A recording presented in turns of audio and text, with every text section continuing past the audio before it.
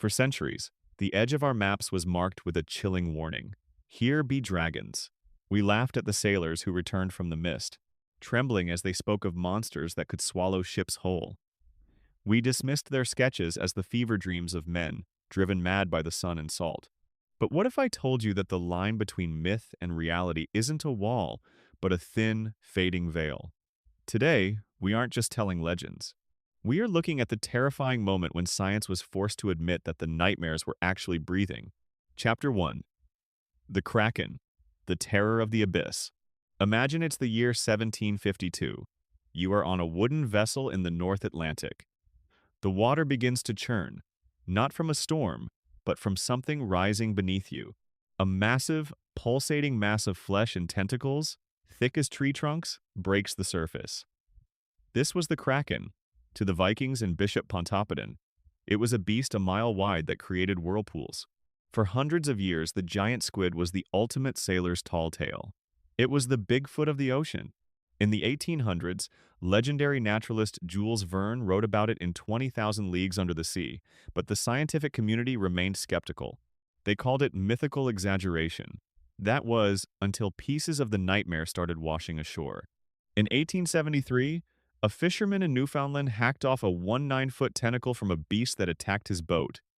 Science could no longer look away. But the true open loop remained. Nobody had ever seen one alive in its natural habitat. It wasn't until 2004, nearly 250 years after the first recorded sightings, that Japanese scientists finally captured the first photographs of a living giant squid, a monster that grows up to 43 feet long, with eyes the size of dinner plates, was no longer a myth. It was a resident of the dark, cold abyss, watching us from below all along. Chapter 2. The Platypus, Nature's Greatest Hoax. In 1799, a package arrived at the British Museum from the new colony of Australia. When Captain John Hunter opened it, he thought he was being pranked. Inside was a specimen that defied every law of biology. It had the bill of a duck, the tail of a beaver, and the feet of an otter. George Shaw, the museum's keeper, was so convinced it was a fake that he took a pair of scissors to the skin, expecting to find the stitches where some clever Chinese taxidermist had sewn different animals together. He literally searched for the seams of a lie. But there were no stitches. The platypus was the ultimate pattern interrupt for science. It laid eggs like a bird but fed its young milk like a mammal.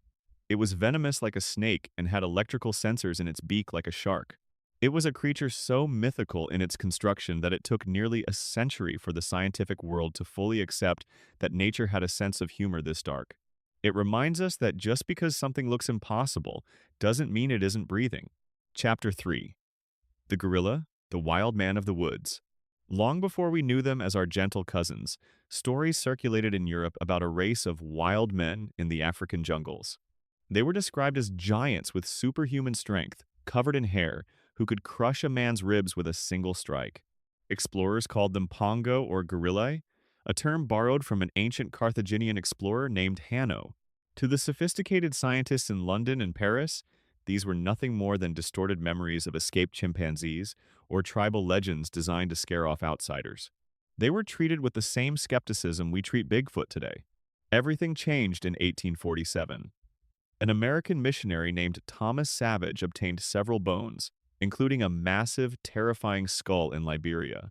A few years later, explorer Paul du Chaillu became the first European to observe them alive. He described them as hellish creatures, sparking a sensation. The myth of the monster of the forest was dead, replaced by the reality of the gorilla, a creature that had hidden in plain sight for millennia, proving that the thickest jungles still hold secrets we are too arrogant to believe. Chapter 4. The Unicorn of the Congo, Okapi.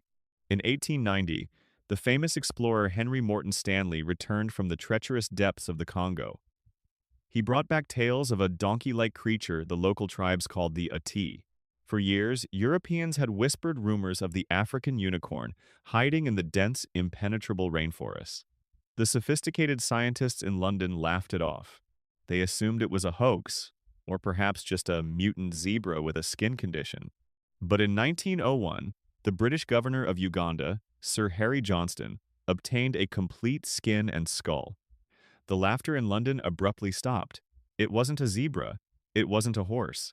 It was the Okapi, a phantom of the forest, the only living relative of the giraffe, sporting zebra stripes on its legs and a prehensile blue tongue long enough to wash its own eyes. The myth was just an animal that was simply better at hiding than we were at looking. Chapter 5. The Sea Unicorn, Narwhal. Speaking of unicorns, for centuries, the kings and queens of Europe paid absolute fortunes for alicorn, the horn of a unicorn, believed to neutralize poison and cure any disease. Queen Elizabeth I famously possessed a carved, spiraled horn worth the price of a small castle. But these magical artifacts didn't come from enchanted horses in mystical forests. They came from the freezing, lethal waters of the Arctic.